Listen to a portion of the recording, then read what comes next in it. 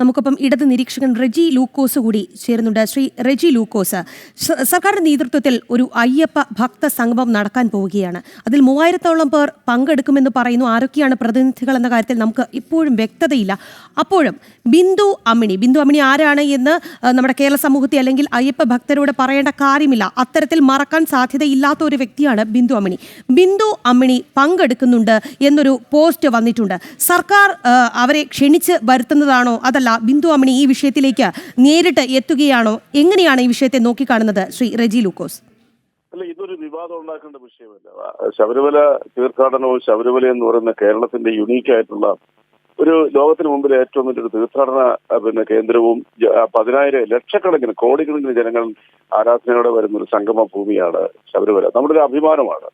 അപ്പൊ അവിടെ ബിന്ദു അമ്മിണി അവിടെ നടത്തുന്ന അയ്യപ്പ സംഗമത്തില്, സർക്കാർ നടത്തുന്ന അയ്യപ്പ സംഗമം, ഭക്ത സംഗമം എന്ന് പറയുന്നത് വളരെ നല്ല ഉദ്ദേശത്തോടുകൂടിയ ശബരിമലയുടെ പ്രാധാന്യം ലോകത്തെ അറിയിക്കാനും ഒരിക്കൽ കൂടി അതിന്റെ ഒരു ഭക്തിസാന്ദ്രമായ അന്തരീക്ഷത്തിനെ ഏറ്റവും നല്ല രീതിയിൽ ജനങ്ങളുടെ മുമ്പിൽ എത്തിക്കുന്നതിന് വേണ്ടിയിട്ടുള്ള ഒരു ശ്രമമാണ് അതിലൂടെ നടക്കുന്നത്. ബിന്ദു അമ്മിണി താനത് പങ്കെടുക്കുമെന്ന് പറഞ്ഞ് ഫേസ്ബുക്ക് പോസ്റ്റ് ഇട്ടാൽ ഉടനെ എങ്ങനെയാണ് സർക്കാർ ബിന്ദു അമ്മിണിയെ ക്ഷണിച്ചു വരുത്തുന്നുള്ള ഒരു വേഷനിലേക്ക് നിങ്ങൾ പോകുന്നത്? സർക്കാർ അങ്ങനെ ഒരു വിവാദം ഉണ്ടാക്കാൻ ശ്രമിക്കുമോ? കഴിഞ്ഞ വർഷങ്ങളായിട്ട് തന്നെ എത്രയോ ഭംഗിയായിട്ടാണ് അവിടുത്തെ പ്രവർത്തനങ്ങൾ നടന്നുകൊണ്ടിരിക്കുന്നത്. അതിപ്പോ ഹിന്ദു ഭക്ത സംഘടനകൾ പോലും അതിനെ ശ്ലാഘിച്ചുകൊണ്ട് പലതവണ അവര് പ്രസ്താവനകൾ ഇറക്കുകയും ചാനലുകളിലൊക്കെ പറയുകയും ചെയ്തിട്ടുണ്ട്.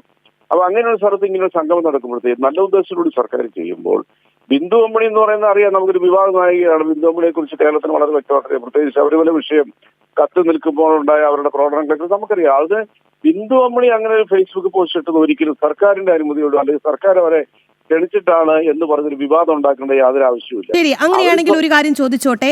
ബിന്ദു അമ്മിണി അയ്യപ്പ ഭക്തിയാണെന്ന് അവർ ഫേസ്ബുക്ക് പോസ്റ്റിൽ ചൂണ്ടിക്കാട്ടുന്നു. നേരത്തെ ശബരിമല പ്രവേശനത്തിന് ശ്രമിച്ചുണ്ടായ പുകിലുകളൊന്നും നാം മറന്നിട്ടില്ല. അങ്ങനെയാണ് എങ്കിൽ ബിന്ദു അമ്മിണി സ്വമേധയാ പറയുകയാണ്, എനിക്ക് ഈ ഭക്തസംഗമത്തിൽ പങ്കെടുക്കണം എന്ന് വാശി പിടിച്ചാൽ സർക്കാർ പങ്കെടുപ്പിക്കുമോ ഇല്ലയോ?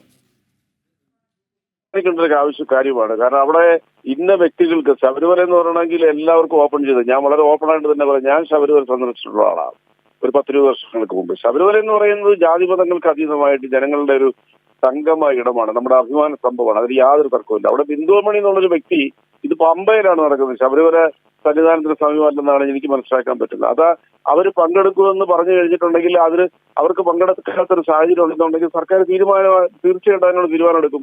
അതൊന്നും നമ്മൾ മുൻകൂട്ടി പ്രവചിക്കേണ്ട യാതൊരു ആവശ്യമില്ല. കാരണം നമുക്കിപ്പോൾ ഇതിനകത്തൊരു വിവാദം ഉണ്ടാക്കി ശബരിമല പോലെയുള്ള നമ്മളുടെ അഭിമാന സംഭവമായിട്ടുള്ള ഒരു തീർത്ഥാടന കേന്ദ്രത്തിൽ വിവാദത്തിലേക്ക് കൊണ്ടുപോകുന്നത് ശരിയല്ല എന്നാണ് എന്റെ പക്ഷം. കാരണം ഞങ്ങളൊക്കെ ഏറ്റവും ഇപ്പൊ എന്റെയൊക്കെ വീടിരിക്കുന്ന പാലായ്ക്ക് സമീപം ഞങ്ങളുടെ അതിലെ ആ നാട്ടിലൂടെയൊക്കെ എത്രയോ ആയിരങ്ങളാണ് എല്ലാ ദിവസവും ശബരിമലയിലേക്ക് ആ സീസണിൽ പോകുന്നത്. എന്റെയൊക്കെ വീടിന്റെയൊക്കെ സൈഡിൽ തന്നെ ഒരു വിരിവെപ്പിനായിട്ട് അനുവദിച്ച് കൊടുക്കും, ഞങ്ങൾ കൊടുക്കും. അങ്ങനെ ഒരു വലിയ മതസൗഹാർദ്ദത്തിന്റെയും ഒരു വലിയ രീതിയിലുള്ള ഒരു മതേതരത്തിന്റെയും ഒരു വലിയൊരു മുഖച്ഛായയാണ് ശബരിമല നമുക്ക് കാട്ടിത്തരുന്നത്, ലോകത്തിന് കാട്ടിത്തരുന്നത്. അങ്ങനെ ഒരു സ്ഥലം എനിക്ക് തോന്നുന്നത് ലോകത്തിൽ മറ്റൊരു സ്ഥലത്ത് ഇല്ലാന്ന് എനിക്ക് തോന്നുന്നു.